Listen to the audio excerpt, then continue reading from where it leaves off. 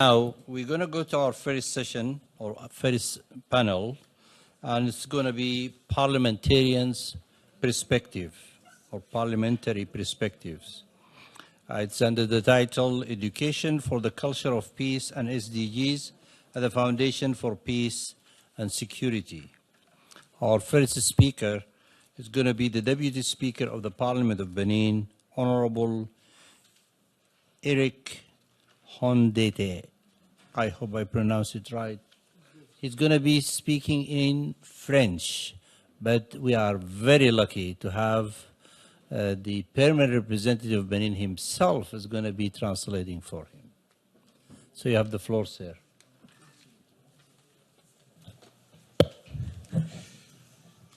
Monsieur le Président d'Assemblée,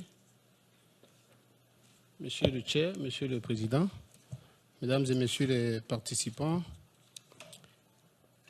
je voudrais partager avec vous ces quelques mots,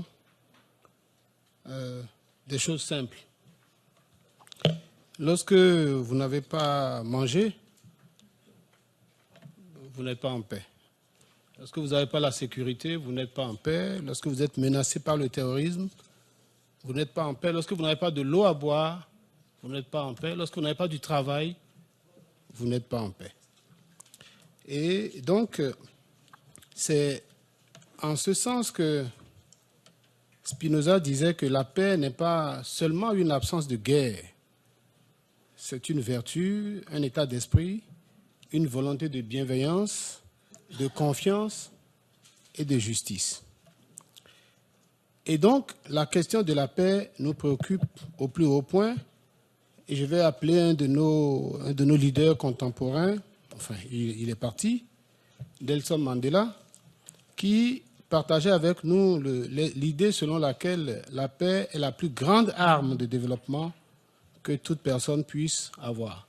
C'est pour ça que la question des objectifs de développement durable, les objectifs que nous nous assignons, est-ce que nous pouvons les atteindre, ces objectifs, si nous ne réglons pas la question de la paix?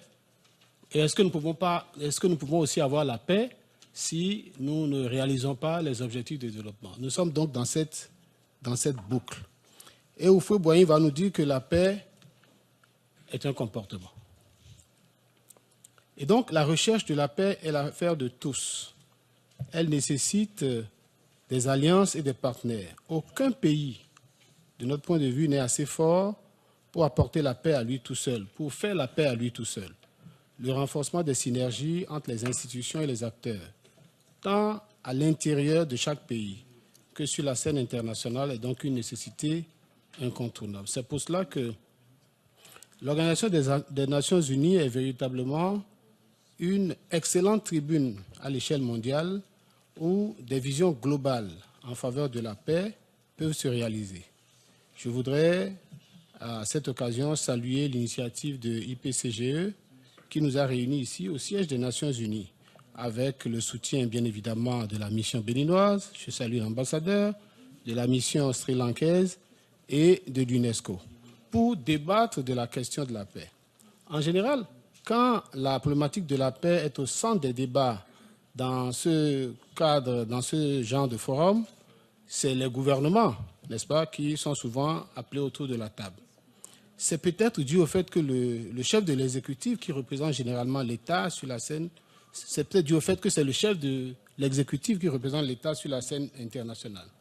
Mais le Parlement, son rôle, sa présence dans le dispositif institutionnel, en tant qu'assemblée élue, représentant le peuple, est aussi l'un des porte-voix d'un peuple sur la scène internationale. Il est vrai que le rôle des parlements est de voter les lois et de contrôler l'action du gouvernement. C'est justement dans le cadre précisément de leur attribution constitutionnelle que les parlementaires peuvent et doivent promouvoir la culture et l'éducation pour la paix. Que ce soit dans le vote des lois ou dans le contrôle de l'action gouvernementale, le Parlement a un rôle important à jouer dans la promotion de la paix et l'éducation pour la paix, et dans la mise en œuvre des résolutions des Nations Unies en faveur de la paix. Mon intervention sera donc axée autour de quelques idées simples, résumées en 2 points. il sera premièrement question du rôle du Parlement dans la préservation de la paix à travers l'éducation et la promotion de la culture. Ensuite, du rôle du Parlement dans la mise en œuvre des résolutions de la paix sur la culture de la paix.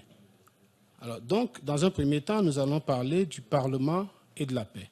En tant qu'institution chargée de légiférer, de contrôler l'action gouvernementale et de voter le budget de l'État, les parlements ont un rôle essentiel à jouer en veillant à ce que soient mises en place les institutions juridiques nécessaires pour la promotion et la préservation de la paix.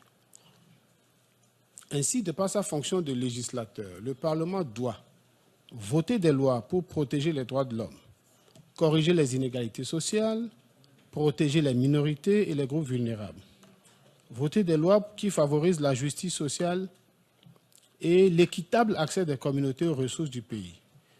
Évidemment, voter des lois électorales justes, créer des conditions de promotion de la démocratie.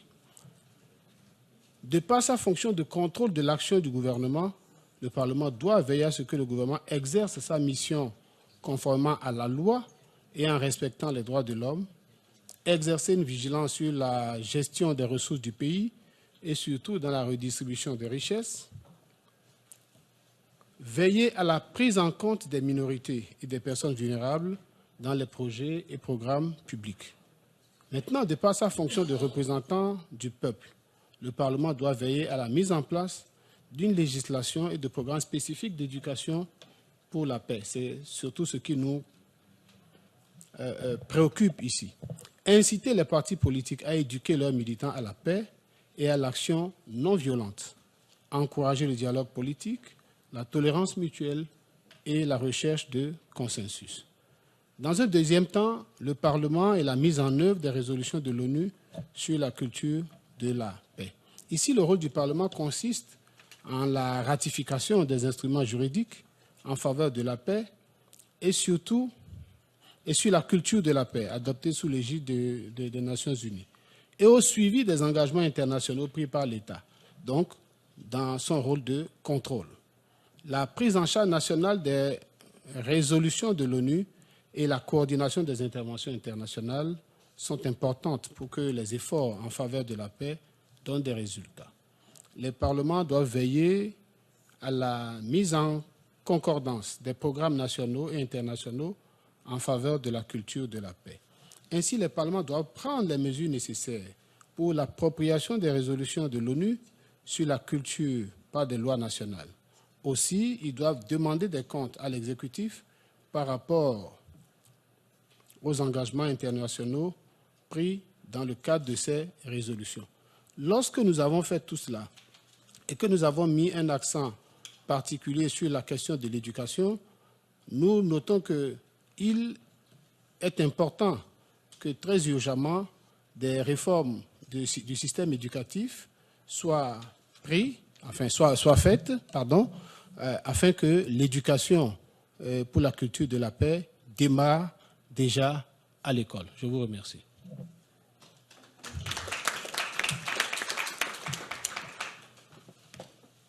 Excellence. Thank you. So I need your help. So I will try to exercise my ability to be polyvalent. So ladies and gentlemen, in a nutshell, the Deputy Speaker of the House have shared with us some of the citation from some philosophers like Spinoza, who was stating that peace is not only a mindset, but it's also a virtue on which we need to capitalize. Reference was also made to Nelson Mandela, for which we will celebrate in the next few days the legacy, by saying that peace should be considered as the main weapon for development.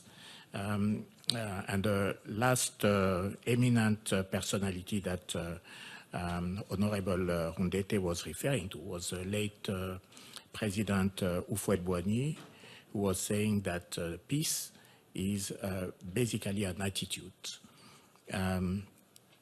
So for that, the UN should be considered as the main and the most relevant place to discuss these issues. And this is where he wanted to thank the IPCGE for organizing this afternoon sessions. When peace is threatened or challenged, is often the head of government or the head of the executive who is calling upon, while actually members of National Assembly, Senate, Parliament should also play their critical role. So that's the reason why it is imperative to recall our attention this afternoon that Parliament in general should not only vote and control the implementation, but should also accompany along the way the executive while they are implementing their various programs. So his intervention will be articulated in two main points. So the first main point is just to say that the Parliament should, in its mission of creating a conducive environment for the smooth implementation of the government program, should ensure that education should be prioritized in the national program. And when he was referring to the education, he was echoing what Mr. Oates was saying earlier on, which is that education for peace should also be not overlooked. The second point is about the oversight, and that the Parliament should implement towards the government. So this is where the vigilance of a member of Parliament should be called upon, so that whenever it's threatened and there is a counter power, if you like, from the Parliament, in order to foster the culture of peace. The second point of his remark was about the role and duty of the Parliament, both at national but also at international level. At national level, all regulation pertaining to the facilitation of a proper development implementation should be the daily task of our respective parliament. But in doing so, and this is leading to the second duty on the international front, all legislative framework should be compliant with the international convention. And that's also the reason why Parliament should complement the work of the government in ratifying most of the convention, leading to the culture of peace. Honorable Houndete concluded by making a main recommendation, which is basically to